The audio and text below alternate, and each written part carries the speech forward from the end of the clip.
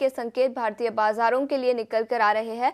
80 अंकों की गिरावट के साथ 24,000 के नीचे फिर एक बार फिसलता हुआ। याद रखें, कल के सत्र में चौथे दिन लगातार भारतीय बाजारों में गिरावट दिखी। 250 अंकों की गिरावट के साथ निफ्टी बंद होता हुआ नजर आया और आज फिर एक बार कमजोर ओपनिंग के संकेत भारतीय बाजारों के लिए निकल कर आ रहे हैं। लेकिन इसके अलावा अमेरिकी और यूरोपियन बाजारों के संकेत कैसे हैं और कमोडिटी मार्केट में कैसा एक्शन दिखा है, ये बताने के लिए अब हमारे साथ अभिषेक जुड़ चुके हैं। अभिषेक, गुड मॉर्निंग। और परसों की अमेरिकी बाजारों की गिरावट के बाद कल सुस्ती रही अमेरिकी बाजारों में, लेकिन इसके अलावा कौन से बड़े ट्रिगर्स रहे?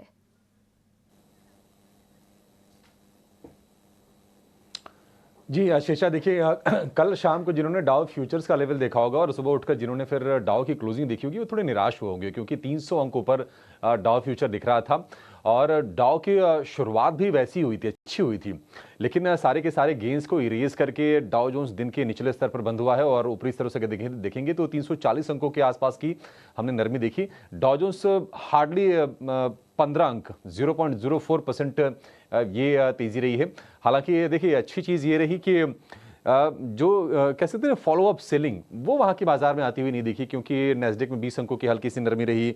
आप S&P 500 देखिए, वहाँ पर भी बिल्कुल 5 अंकों की हल्की सी नरमी।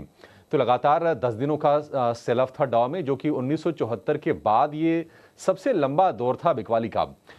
यूएस फेड ने जो कॉशियस स्टांस दिया है 2025 के लिए और ये कहा है कि दरों में शायद उतनी कटौती नहीं होगी इतनी बाजार पहले उम्मीद करके चल रहा था, या फिर पहले यूएस फेड ने ही जो संकेत दिए थे सितंबर के डॉट प्लॉट में कि 4 रेट कट आएंगे 0.25% की। अब उम्मीद ये है कि नहीं 4 नहीं 2 ही आएंगे और बाजारों को इससे काफ़ी ज़्यादा निराशा हुई थी।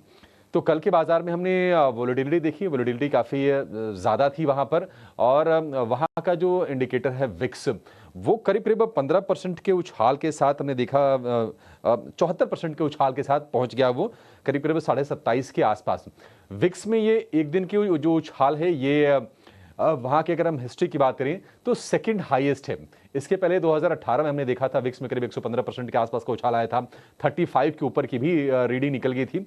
तो वहाँ पर बाजार में अभी भी फियर है, अभी भी कहीं ना कहीं उतार चढ़ाव वाला माहौल है। बस एक अच्छी चीज़ ये रही कि जो फॉलोअप सेलिंग की जो आशंका थी वो बाजार में नहीं आई, क्योंकि लोगों का ये मानना था कि शायद ओवर रिएक्शन था। डाउ का 1100 पॉइंट टूट जाना ये थोड़ा ओवर रिएक्शन था और बाजार अब थोड़े से चूंकि मैच्योर हैं तो जल्दी उससे बाहर आने की कोशिश कर रहे हैं। लेकिन अभी कह सकते हैं ये विक्स को देखकर कि खतरा अभी भी टला नहीं है। एक और चीज़ जो इक्विटी मार्केट के निवेशकों को थोड़ा परेशान कर रही होगी वहाँ पर, वो है बॉन्ड यील्ड में बढ़त। कल हमने बताया था कि 4.5% के ऊपर बॉन्ड यील्ड निकली थी। आज की जो रीडिंग है बॉन्ड यील्ड की वो है 4.55% के आसपास की। तो बॉन्ड यील्ड में स्पाइक भी इक्विटी मार्केट से जो ट्रेडर्स हो या फिर जो निवेशक हैं उनको थोड़ी दूर करती है। तो अभी देखने वाली चीज़ होगी। आज वहाँ आखिरी सत्र है, कारोबारी सत्र। हालांकि एक और चीज़ थी जो थोड़े खतरे के तौर पर मंडरा रही थी, वो थी यूएस गवर्नमेंट के शटडाउन का टेंशन था। हालांकि उसको दूर कर लिया गया है। रिपब्लिकन्स के बीच में शॉर्ट टर्म फंडिंग डील को लेकर सहमति बन गई है। तो ये खतरा कह सकते हैं कि शॉर्ट टर्म में थोड़ा सा टलता हुआ दिख रहा है। लेकिन अगर आप एशिया बाजारों को देखेंगे तो एशिया बाजारों से मिले जो संकेत है, ये गिफ्ट निफ्टी तो आपको दिखाई रहा है खराब ओपनिंग के संकेत, करीब 86 अंक नीचे। निक्केई और हैंगसेंग ये 2 बाजार हैं जहां पर हल्की हल्की सी बढ़त के साथ कारोबार होता हुआ दिख रहा है। अदरवाइज पूरी की पूरी जो पिक्चर है वो रेड दिख रही है।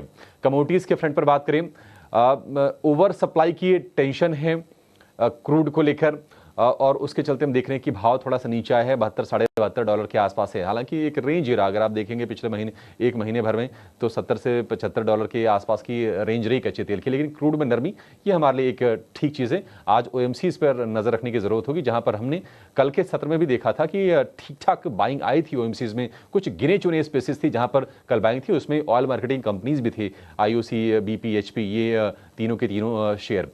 सोने की बात करें, अब सोने में भी कमजोरी आई है और सोने का जो भाव है गिर के आ गया है $2600 के आसपास का। तो संकेत आज हम बहुत खराब भी नहीं कहेंगे, अच्छे भी नहीं कहेंगे, न्यूट्रल टाइप के संकेत हैं। और गिफ्ट निफ्टी आपको जो दिखा रहा है 85 अंक नीचे, शायद एक कमजोर ओपनिंग के बाद हो सकता है कि फिर से थोड़ी सी स्ट्रेंथ लोअर लेवल पर आए। हालांकि एक टेंशन बाजार के लिए है और वो है एफआईएस की बिकवाली का आंकड़ा। कल भी जैसे कि आशंका थी एफआईएस की बिकवाली कल हुई है, देखते हैं कि आगे के आंकड़े किस तरह से निकल के आते हैं। लेकिन हफ्ते का आखिरी कारोबारी सत्र है तो थोड़ा सा ट्रेडर्स सावधान रहेंगे, सतर्क रहेंगे और लाइट भी रहने की उनके लिए एडवाइस होगी। ओवरऑल संकेत अच्छे भी नहीं है, बुरे भी नहीं है, न्यूट्रल संकेत है। गिफ्ट निफ्टी शायद आज मुझे लग रहा है कि थोड़ा सा ओवर रिएक्शन ये भी दिखा रहा है। बिल्कुल, गिफ्ट निफ्टी में ओवर रिएक्शन, लेकिन ग्लोबल बाजारों के संकेत मिले जुले। करीब 80 से 90 अंकों की गिरावट के साथ कमजोर ओपनिंग के संकेत गिफ्ट निफ्टी से निकल कर आ रहे हैं। अभिषेक, शुक्रिया पूरी डिटेल्स के साथ जुड़ने के लिए।